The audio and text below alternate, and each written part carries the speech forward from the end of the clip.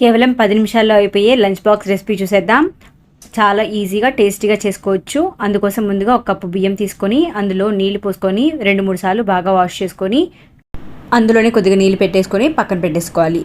ఇప్పుడు ఇవి నానే లోపల ఇప్పుడు స్టవ్ మీద కుక్కర్ పెట్టేసుకొని అందులో 1.5 టేబుల్ స్పూన్ వరకు నూనె హీట్ చేసుకోవాలి. నూనె వేడి అయిన తర్వాత అందులో చిన్న స్టోన్ ఫ్లవర్, 2 లవంగాలు, ఒక దాల్చిన చెక్క వేసుకొని వేయించుకున్న తర్వాత అందులో ఉల్లిపాయలు సన్నగా కట్ చేసుకొని వేసేసుకోవాలి. ఇవి కూడా బాగా వేగిన తర్వాత అందులో 1.5 టేబుల్ స్పూన్ వరకు అల్లం వెల్లుల్లి పేస్ట్ కూడా వేసేసుకొని బాగా వేయించేసుకోవాలి. అల్లం వెల్లుల్లి పేస్ట్ పచ్చివాసన పోయేంత వరకు వేయించుకున్న తర్వాత అందులో టమాటాలు సన్నగా కట్ చేసుకొని దాన్ని కూడా వేసేసుకొని బాగా కలుపుకొని 2 నిమిషాల పాటు మగ్గించుకోవాలి. అందులోనే కొద్దిగా ఉప్పు, అలానే కొబ్బరి పొడి కూడా వేసేసుకొని వీటన్నింటినీ బాగా కలిపేసుకోవాలి.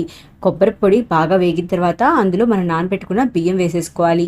ఇలా బియ్యం వేసుకొని కొబ్బరి పొడి అలానే ఉల్లిపాయ టమాటాతోటి బాగా కలిసేంత వరకు కలుపుకోవాలి. ఇలా కలుపుకున్న తర్వాత అందులో మన దగ్గర అవైలబిలిటీలో ఉంటే కొత్తిమీర, పుదీనా కూడా వేసేసుకొని ఒకసారి కలుపుకున్న తర్వాత 1 కప్పు బియ్యానికి 2 కప్పుల నీళ్లు పోసేసుకొని ఒకసారి బాగా కలిపేసుకొని మూత పెట్టేసుకొని 3 నుంచి 4 విజిల్స్ వచ్చేంత వరకు ఉడికించుకోవాలి. అంతే, ఎంతో టేస్టీగా ఉండే రైస్ రెసిపీ రెడీ అయిపోతుంది. ఇంట్లో ఏమీ లేనప్పుడు ఫాస్ట్గా చేయాలన్నప్పుడు ఈ విధంగా చేసేసుకోండి. కర్రీ కూడా ఏం అవసరం లేదు, ఈజీగా తినేసేయచ్చు. చాలా టేస్టీగా ఉంటుంది.